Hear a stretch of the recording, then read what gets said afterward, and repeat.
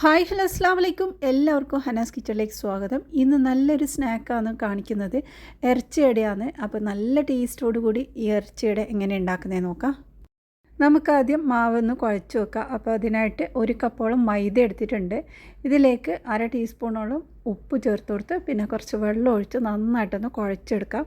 അപ്പോൾ ഒരുപാട് ലൂസാവാൻ പാടില്ല, കുറച്ച് ടൈറ്റ് ആയിട്ടാണ് നമുക്ക് ഈ ഒരു മാവ് വേണ്ടത് കേട്ടോ. അപ്പോൾ അതിനനുസരിച്ചിട്ടുള്ള വെള്ളം ഒഴിച്ച് കൊടുക്കണം. അപ്പം നമ്മൾ നല്ലൊരു ക്രിസ്പി ആയിട്ടാണ് നമ്മൾക്ക് ഈ ഒരു അട വേണമെന്നുണ്ടെങ്കിൽ ഈ ഒരു സമയത്ത് നമ്മൾ ഇതിലേക്ക് ഓയിലൊക്കെ ചേർത്തിട്ട് ഒന്ന് മിക്സാക്കി എടുത്താൽ മതി. ഞാനിവിടെ അധികം ക്രിസ്പി അല്ലാത്ത കുറച്ചൊരു സോഫ്റ്റ് ആയിട്ടുള്ളത് കൊണ്ട് തന്നെ ഞാനിതിലേക്ക് ഓയിലൊന്നും ചേർത്തിട്ടില്ല. അപ്പോൾ ഇതുപോലെ നന്നായിട്ട് കട്ടിയാക്കി എടുത്തിട്ടുണ്ട്. ഇനിയിപ്പോൾ നമ്മളെ മസാല ഉണ്ടാക്കുക. അപ്പോൾ പാനിലോട്ട് 3 മീഡിയം സൈസ് സവാള നല്ല പൊടിയായിട്ട് കട്ട് ചെയ്ത് ഇതിലേക്ക് ഇട്ട് കൊടുത്തിട്ടുണ്ട്. ഒന്ന് ഇളക്കിയെടുക്കാം. സവാളേൻ്റെ കളറൊന്നും മാറേണ്ടതില്ല കേട്ടോ. നമുക്കത് ചെറുതായിട്ടൊന്ന് വാടി കിട്ടിയാൽ തന്നെ മതിയാവും. അപ്പോൾ ഈ ഒരു രീതിയിലായിട്ടുണ്ട്. നമുക്കിനി ഇതിലേക്ക് പച്ചമുളകൊക്കെ ചേർത്ത് കൊടുക്കാം. ഞാനിവിടെ ബീഫെല്ലാം മുമ്പ് വേവിച്ച് വെച്ചിട്ടുണ്ടായിരുന്നു കേട്ടോ. അപ്പോൾ അതിലേക്ക് ആവശ്യത്തിനുള്ള മുളകെല്ലാം ചേർത്തിട്ടുണ്ട്. ഈ ഒരു സവാളയ്ക്ക് വേണ്ടിയിട്ടുള്ള മാത്രം എരിവുള്ള പച്ചമുളക് ചേർത്തിട്ടുണ്ട് 2 എണ്ണം.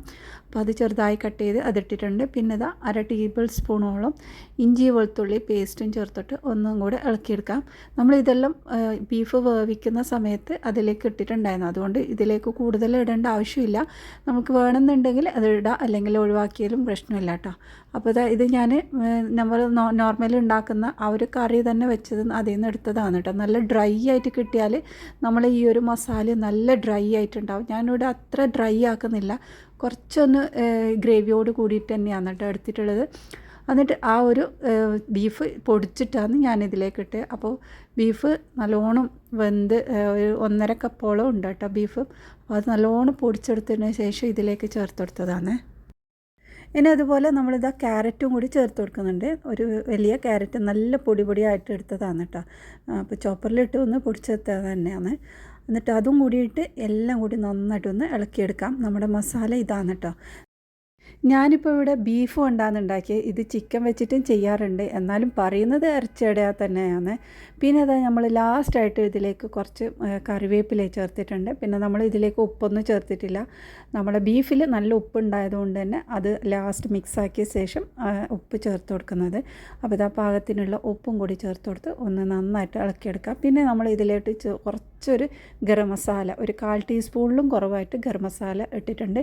എല്ലാം ലാസ്റ്റാണ് കേട്ടോ ഇട്ടത്. എന്നിട്ട് നന്നായിട്ടൊന്ന് മിക്സാക്കി എടുത്തിട്ടുണ്ട്. നമ്മുടെ മസാല ഇവിടെ റെഡിയായി. ഇനിയിപ്പോൾ നമ്മൾ നേരത്തെ കുഴച്ച് വെച്ച മാവുണ്ടല്ലോ, അത് ഒന്നും കൂടെ നന്നായിട്ട് കുഴച്ചെടുക്കാം. ഇങ്ങനെ കുഴച്ചെടുത്തതിന് ശേഷം ചെറിയ ഉരുളകളാക്കിയെടുത്ത് നമ്മൾക്ക് മാറ്റിയെടുക്കാം. അപ്പോൾ ഇവിടെ ഞാൻ 5 ഉരുളകളാണ് കേട്ടോ എനിക്ക് കിട്ടിയത്. ഇതിങ്ങനെ കുറേ കുഴക്കണമെന്നൊന്നുമില്ല, ഒരു 2-3 മിനിറ്റ് ഇന്ന് കുഴച്ചെടുത്താൽ തന്നെ മതി. ഇനി നമുക്ക് നല്ല തിന്നായിട്ട് തന്നെ പരത്തിയെടുക്കണം കേട്ടോ. അപ്പോൾ ഇത് നല്ലോണം തെളുപ്പാക്കി കഴിഞ്ഞാൽ നമ്മൾ ഫ്രൈ ചെയ്ത് കഴിഞ്ഞാൽ നല്ല ടേസ്റ്റ് ഉണ്ടായിരിക്കും, ഒരുപാട് ഹാർഡായിട്ടുണ്ടാവില്ല. അപ്പോൾ ഇനി ഞാനൊരു ഷേപ്പാക്കിയിട്ട് മാറ്റി വെക്കുന്നുണ്ട്. ഇപ്പോൾ നമ്മൾ ഫുള്ളായിട്ട് വലിയ ഷീറ്റായിട്ട് വേണമെങ്കിൽ അങ്ങനെ പരത്തിയെടുക്കാം കേട്ടോ. ഞാനിത് ഈ ഒരു രീതിയിൽ പരത്തിയിട്ട് ഇതിലോട്ട് നമ്മുടെ മസാല ഒന്ന് വെച്ച് കൊടുക്കാം.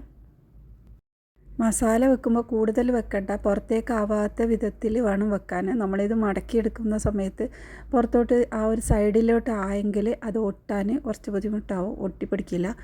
ഇനി നമ്മൾ ഇതുപോലെ സൈഡെല്ലാം ഒന്ന് പ്രസ് ചെയ്ത് ഈ ഒരു രീതിയിൽ നമുക്കൊന്ന് മടക്കിയെടുക്കാം. അപ്പം ഞാൻ ഇതിൽ അത്ര വലിയ എക്സ്പേർട്ടല്ല, എന്നാലും ഞാൻ എൻ്റെ രീതിയിൽ ഈ ഒരു ഇതിൽ കാണിച്ചു തന്നതാണുള്ളൂ.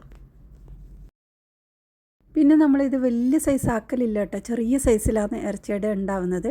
അപ്പോൾ നമ്മൾ ഈ ഒരു വിരലിൻ്റെ പകുതി അങ്ങനെ മാത്രമാണ് അത്രയേ ഉണ്ടാവുള്ളൂ. നമ്മൾ ഒരു പ്രാവശ്യം ഇങ്ങനെ വായിലിടാൻ പറ്റുന്ന രീതിയിലാണുള്ളത്.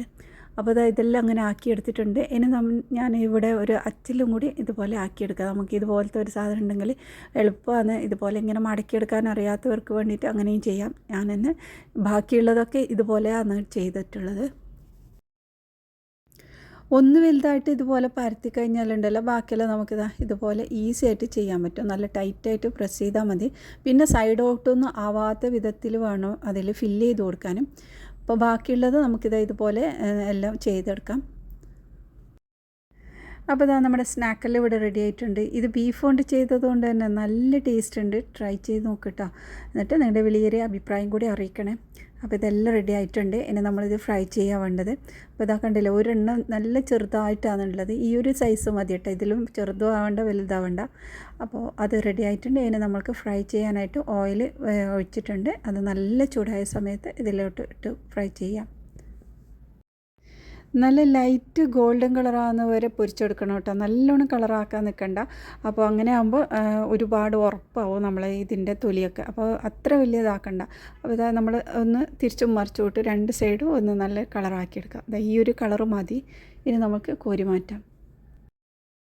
നമ്മളിത് കുറച്ച് മാത്രം ഇട്ട് ഫ്രൈ ചെയ്യുമ്പോൾ നമ്മൾ തിരിച്ചും മറിച്ച് വിടാനും കുറച്ച് ബുദ്ധിമുട്ടാവും. അതൊരു ബലൂണ് പോലെ ഇങ്ങനെ ഒരു സൈഡ് തന്നെ നിൽക്കും. അപ്പോൾ ഫുള്ളായിട്ട് ഇട്ട് കഴിഞ്ഞാൽ, പാത്രം ഫുള്ളായിട്ട് ഇട്ട് കഴിഞ്ഞാൽ ഈസി ആയിട്ട് നമുക്ക് ഇടാനെല്ലാം പറ്റും കേട്ടോ. അപ്പോൾ അതാ എല്ലാം റെഡി ആയിട്ടുണ്ട്. നമ്മൾ സ്നാക്ക് ഇവിടെ റെഡിയായി. നല്ലോണം എണ്ണയൊന്നും പിടിച്ചിട്ടില്ല കേട്ടോ, നല്ല പെർഫെക്റ്റ് ആയിട്ട് തന്നെ ഉണ്ട്. അപ്പോൾ നിങ്ങൾക്ക് നല്ല ക്രിസ്പി പുറമേക്ക് വേണമെന്നുണ്ടെങ്കിൽ ഓയിൽ ചേർത്തിട്ട് ഒന്ന് കുഴച്ചെടുത്താൽ മതി. അപ്പോൾ ഇത് ഒരു ചെറിയൊരു സോഫ്റ്റോട് കൂടിയിട്ടാണ് ഞാനിവിടെ ഉണ്ടാക്കിയത്. അപ്പോൾ ഇന്നത്തെ ഈ റെസിപ്പി നിങ്ങൾക്ക് ഇഷ്ടമായിട്ടുണ്ടെങ്കിൽ ഒന്ന് സപ്പോർട്ട് ചെയ്യണേ. ഇനി അടുത്ത നല്ല റെസിപ്പിയുമായി വീണ്ടും വരാം. ബായ്.